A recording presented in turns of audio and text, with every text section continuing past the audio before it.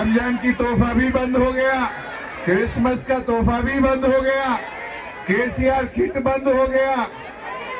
రేవంత్ రెడ్డి వచ్చినాక ఒకటి ఇచ్చిండమ్మా, ధరలు మాత్రం పెంచిండు, విత్తనాల ధరలు పెంచిండు, మోటార్ సైకిల్ రిజిస్ట్రేషన్ ఫీజు పెంచిండు, బీర్ ధర పెంచిండు, విస్కీ ధర పెంచిండు, పేదల దగ్గర దంచుడు। कांग्रेस है तो मुसलमान की इज्जत है, कांग्रेस नहीं है तो मुसलमान नहीं है बोलता, ऐसा बोल सकता? कांग्रेस का पैदाशी कब हुआ, मुसलमान का पैदाशी कब से है? ये क्या समझ के बोल रहा?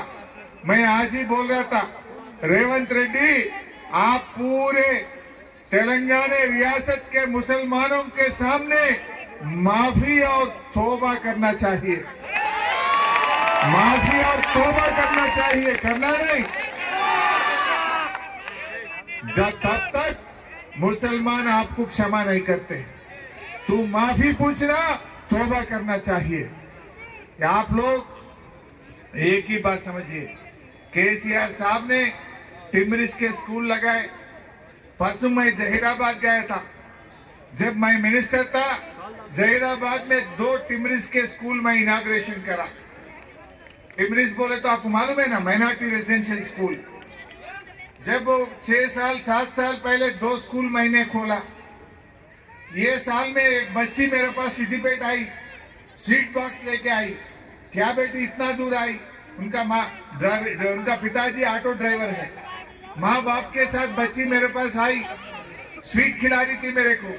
क्या बेटी क्यों खिला रही? बोले तो साहब जो टिमरिस स्कूल केसीआर साहब ने बनाया था, आप आके इनॉग्रेशन करे, वो स्कूल में पढ़ के मेरे को MBBS सीट मिला, मैं डॉक्टर बन रहा हूं बोल रही थी लड़की। ऐसा एक लड़की नहीं, पूरी तेलंगाना में केसीआर साहब ने SC ST BC माइनॉरिटीज के लिए जो स्कूल लगाए, हजारों बच्चे और बच्ची आज डॉक्टर बन रही है। बोले तो केसीआर साहब ने इतना अच्छा काम करे। मैं आप सबसे एक ही गुजारिश करना चाहता हूं, तमाम लोग सुबह सुबह जाके वोट डालना चाहिए। आप लेट गए तो वो आप कोई जाके आपका वोट डाल देते, बाद में आप गए तो वोट हो गया बोलते। फेक वोट डालने का कोशिश कर रहे वो लोग। हमारे जितने भी भाई बहनों हैं, आप सबसे मैं सलाम करके पूछना चाहता हूं, अब केसीआर साहब का आप एहसान करना है।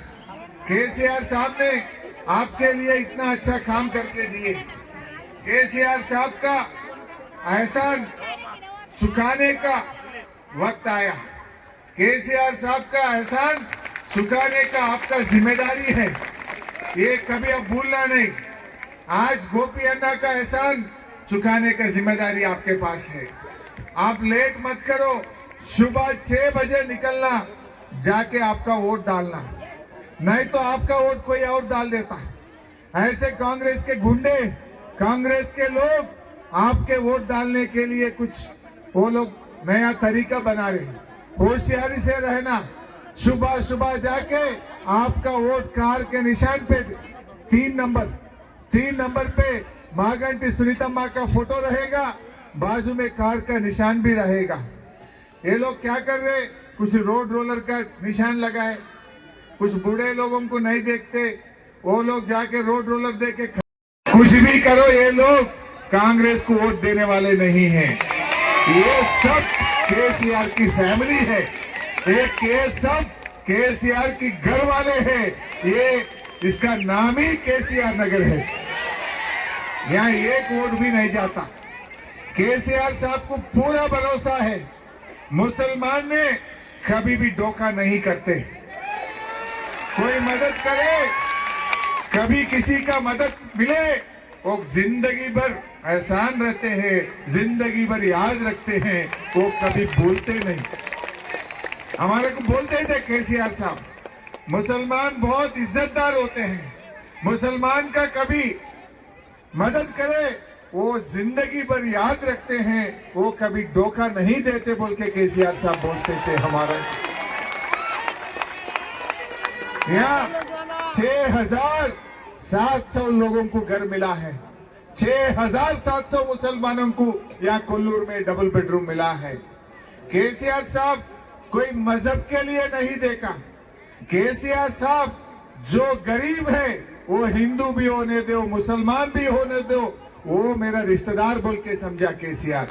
बिहार सरकार के रिश्तेदार बोल के सोचा।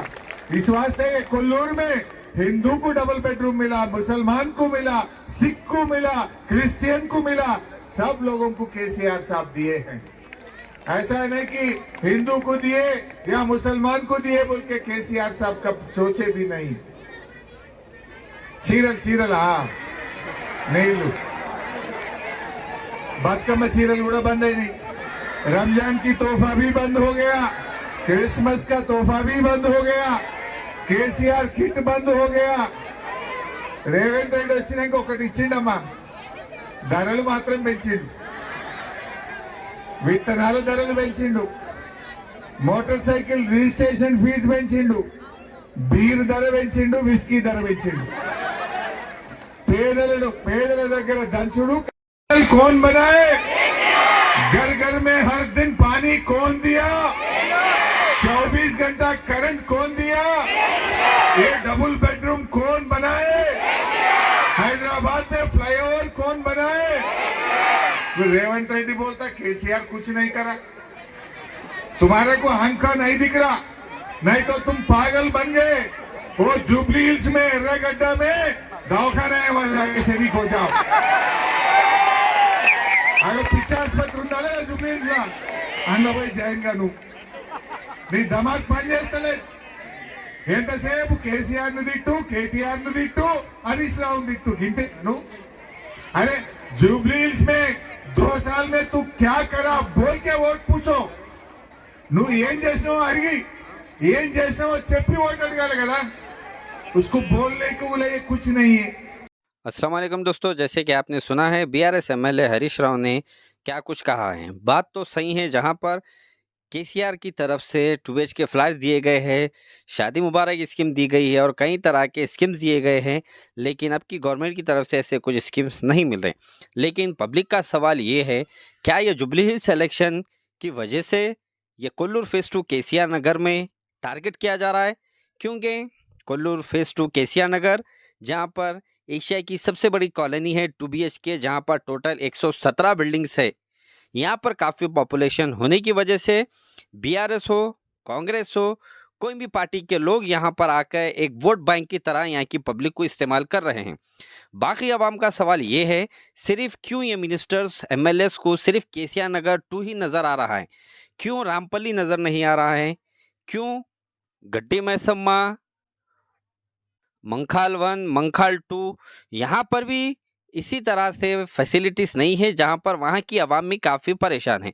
वो लोग का सवाल ये उठ रहा है कि क्यों आखिर केसीआर नगर को ही पूरे लोग टारगेट कर रहे हैं और पूरे लोगों का नज़र क्यों केसीआर नगर फेज़ 2 में है। तो साफ साफ यही पता चल रहा है कि वोट बैंक के सिलसिले में यहाँ पर हर पार्टी आकर यहाँ पर जल्द से जल्द डेवलपमेंट्स करा रही है और हर चीज़ यहाँ पर फैसिलिटीज़ दे रही, लेकिन मेंटेनेंस की बात कोई नहीं कर रहा है। अभी तक मेंटेनेंस वहाँ पर 1000 रुपये लिए जा रहे हैं और काफ़ी लोगों को परेशान किया जा रहा है।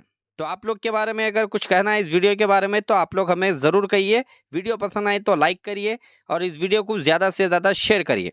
तो रुकिए, एक बात हम आपको कहते चले, आप कुछ ही देर में और एक पार्ट 2 हम देने वाले हैं, जहाँ पर एडमिन्स के खिलाफ काफ़ी बड़ा धमाका होगा।